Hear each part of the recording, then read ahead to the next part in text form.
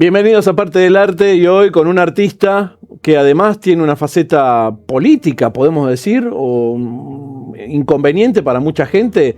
Bienvenido, Manuel Danam. ¿Cómo estás, Pardini querido? Qué gusto estar acá. Estoy viendo que tenés un San Benito, ¿puede ser? Sí, siempre. Que nos cuide siempre. Oh, necesitamos protección, ¿no? Que echa esa oscuridad que reina tanto. ¿Cómo te gusta el papel de villano, no? ¿Lo disfrutás mucho? No, al revés, yo creo que nosotros somos villanos de una historia mal contada. Me parece que hoy vivimos tiempos verdaderamente distópicos, ¿no? En los que se le llama odio o violencia a decir la verdad. La sociedad en gran parte, o no sé si en gran parte, pero por lo menos un sector que hace mucho ruido, está como ese niño que no quiere recibir la noticia de que Papá Noel no existe, ¿no? Entonces hay que acomodar todo el sistema a pretender que Papá Noel existe para que el niño no se ofenda, porque si no, decir la verdad es un discurso de odio. Pero Pardini, esto ha ocurrido siempre. Los emperadores medievales llamaban herejía a un dato incómodo, a un dato científico que cuestionara las creencias, las ideas de aquel entonces. Y bueno, hoy se le llama odio, se le llama violencia. Entonces, para el establishment seremos los villanos, pero el tiempo, que es una obra de arte, terminará acomodando todo. Ahora, vos en esta batalla, en esta cruzada, has recibido un par de impactos. Te han condenado, te han expuesto mediáticamente, sí, claro. Te han dicho espía. Sí, son todas medallas que llevo con honor y con mucho orgullo, porque yo no sé si vos sabías, pero yo tengo un superpoder que se llama vista. Entonces puedo distinguir. También te acusaron de espía. ¿Cómo es eso? Contame un poquito, ¿no? Bueno, esa fue divertida. Me acusaron de muchas cosas que no sé si se pueden decir acá en cámara. Vamos a profundizar. Sí, pero esta de espía es interesante. Me acuerdo que en 2018 acá se hace el G20. Yo soy traductor público. Sí. Entonces entro a la Agencia Federal de Inteligencia a trabajar en el G20 como traductor público. Obviamente queda el registro, por supuesto. No tengo absolutamente nada que esconder. Bueno, el diputado Tailade encuentra eso y no sé si se lo cree él mismo o si directamente estaba mintiendo y se inventa toda una historia de que yo era una suerte de James Bond argentino infiltrado en no sé dónde. No le daban las matemáticas porque él quería decir que a mí el gobierno de Macri me había infiltrado en la campaña de Javier Milei, pero el gobierno de Macri había terminado en 2019 y la campaña de Javier Milei había empezado en 2021. Claro. Pero bueno, lo divertido era que todos nos reíamos como que, o sea, ¿qué me querés operar en contra? Y me estás subiendo el precio, ¿no? Como que soy una suerte de superespía. Bueno, ¿y vas a contar sobre tu pasado en el porno? Bueno, esa era la otra, esa fue muy buena. Es como que, ¿cómo te operan? ¿Te operan a favor? Porque fue una cosa muy rara, porque al mismo tiempo sale bueno, un periodista conocido que no tiene nada que ver ideológicamente conmigo a inventar que yo tenía una carrera como actor porno. Después me enteré que eso fue un chiste que le hicieron en la producción y el tarado se lo creyó. No. Y lo dijo. Y entonces como que, ¿me querés hacer quedar mal o me querés hacer quedar bien?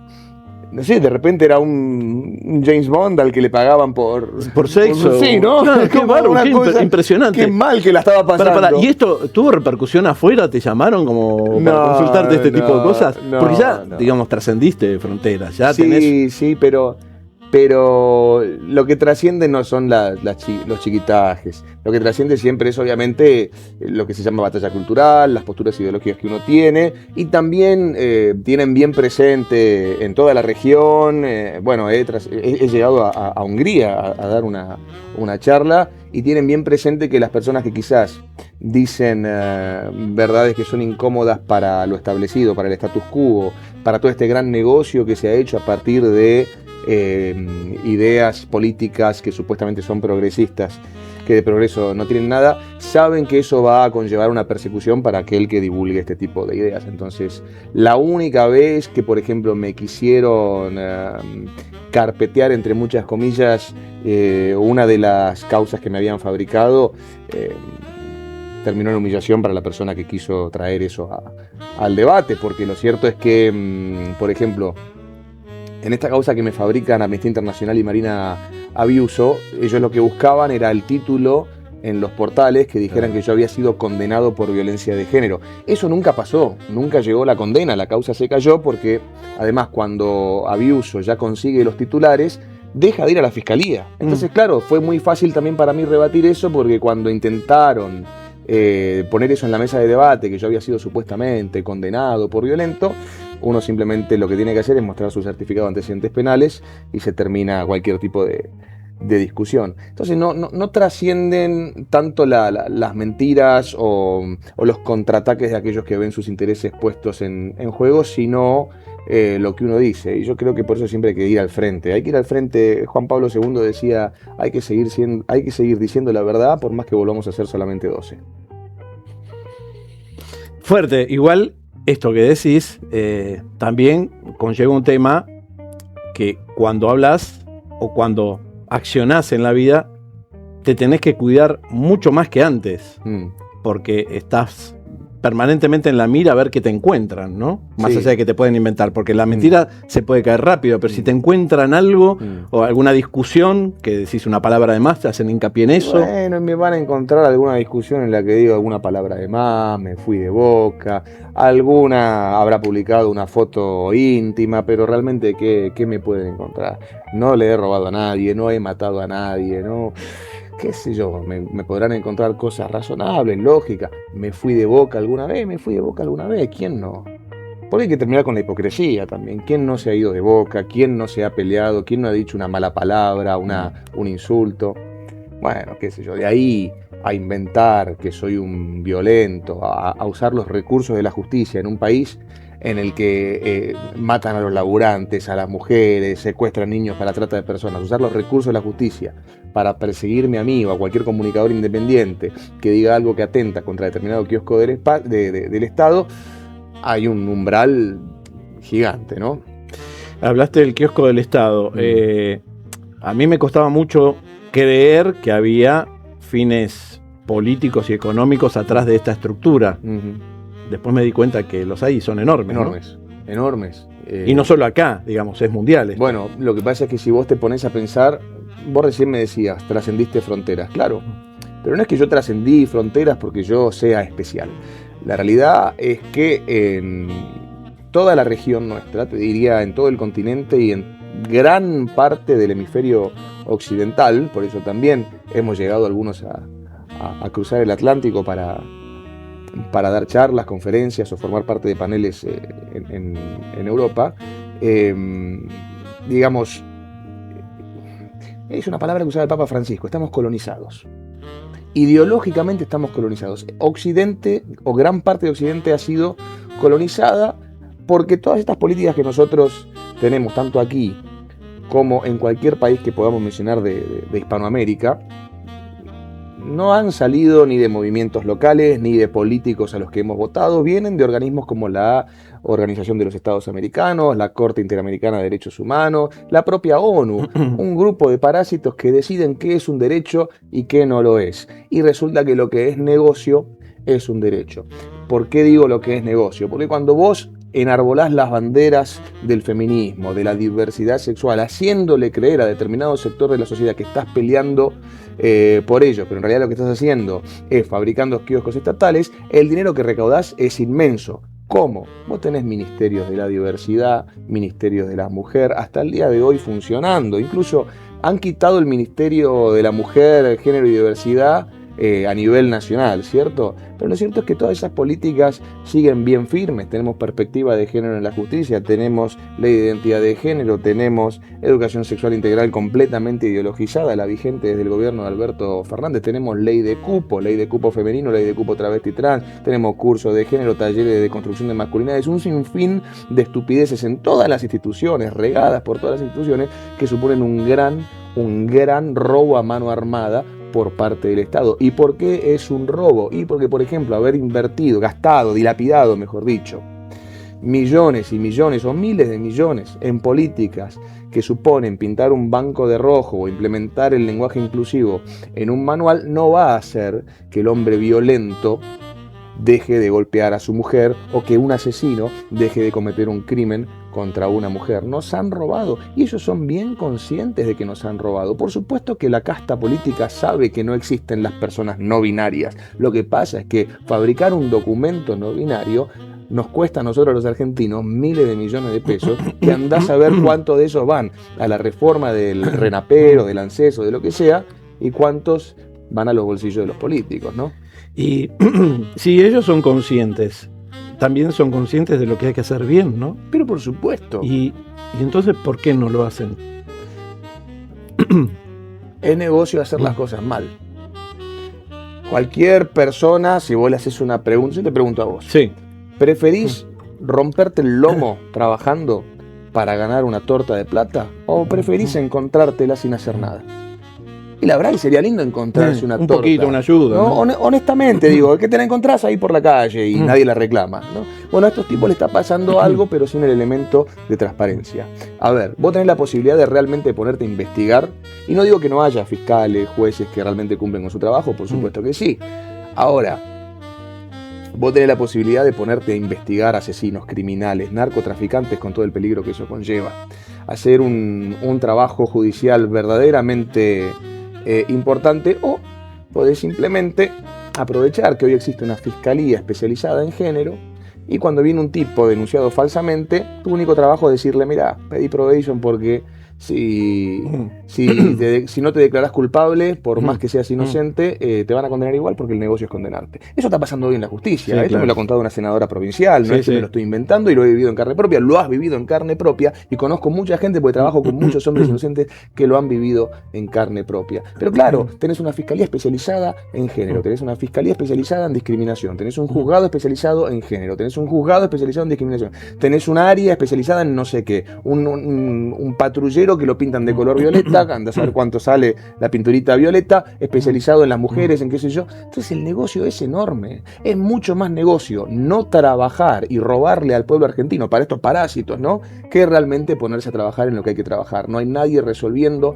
el problema narco, no hay nadie resolviendo el problema que hay en Fuerte Apache, en los que hay tiros a la madrugada, a nadie le importa. El otro día apareció un cadáver calcinado en medio de la calle, y nadie está investigando eso. Nos investigan a nosotros, porque generamos una estadística para el negocio. Todos los hombres somos violentos y tenemos que estar caminando por los juzgados aún si no hemos hecho nada, excepto los verdaderamente violentos. Los verdaderamente violentos, a ellos no se los investiga. Tenemos que ir a un corte. Después del corte, la gente se va a enterar quién es realmente Emanuel Danam.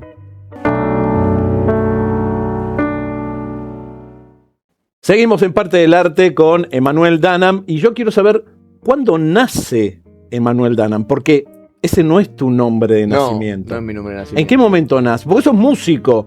Sos, De facto. ¿eh? De facto. Bueno, pero yo te he visto arriba de un escenario tocando. Soy cantante de facto, humorista de facto, guionista de facto, actor de facto, comediante de facto. Claro, ¿qué sos en realidad? ¿Cuándo nació? A ver, ¿cuándo nació? Vamos. Yo tenía 18 años. Es muy mala la historia del nombre. Lo cierto es que yo necesitaba un nombre para mi bandita de aquel momento, un adolescente o postadolescente, y no se me ocurría nada. Si tan solo hubiera tenido una idea como las que se me ocurren ahora. Entonces agarré un libro que había por ahí, de los tantos que había en mi casa, y un libro de mitología celta o algo así. Digo, bueno, lo voy a abrir en una página random, y lo primero que aparezca va a ser el nombre de la banda. Y apareció Danan. Entonces, claro, empiezo a armar mis redes como Danan. Sí. Entonces la gente me empezó a decir a mí Danan.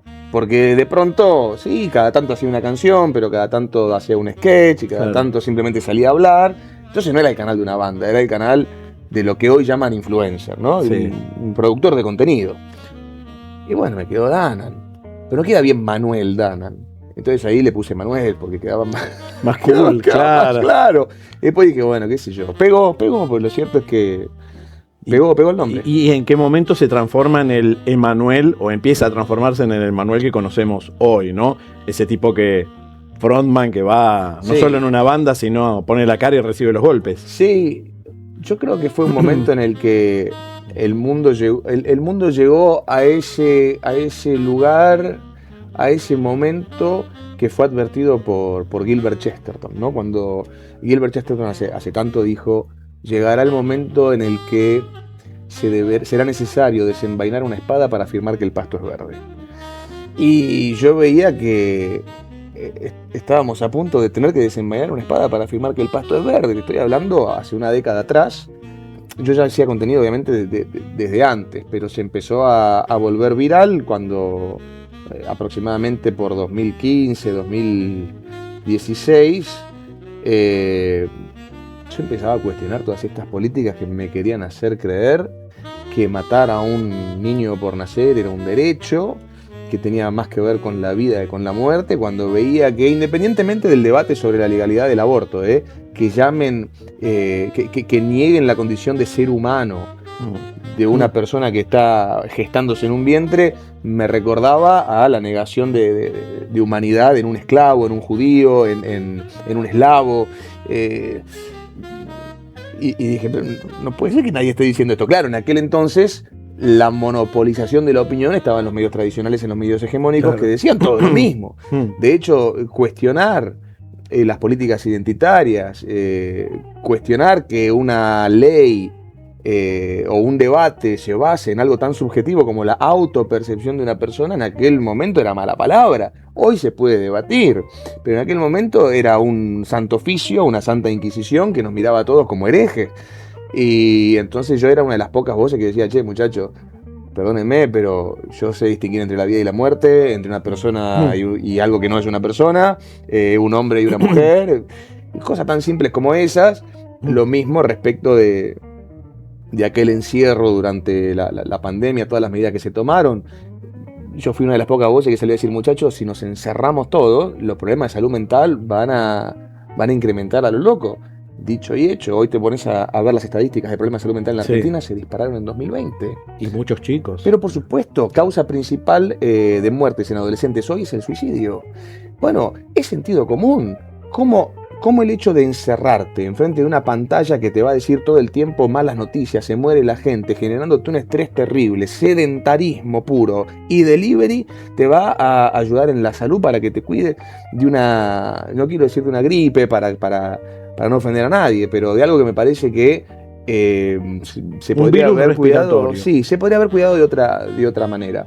Me parece que aplicando el sentido común se han dicho muchas cosas, no solamente yo, que el tiempo fue poniendo en su lugar y demostrando que no había nada raro, ni nada fascista, ni nada extremista en lo que estábamos diciendo, sino simplemente un punto de vista que no estaba, que no era, que salía de lo que uno realmente pensaba y no de la búsqueda de un negocio en la política.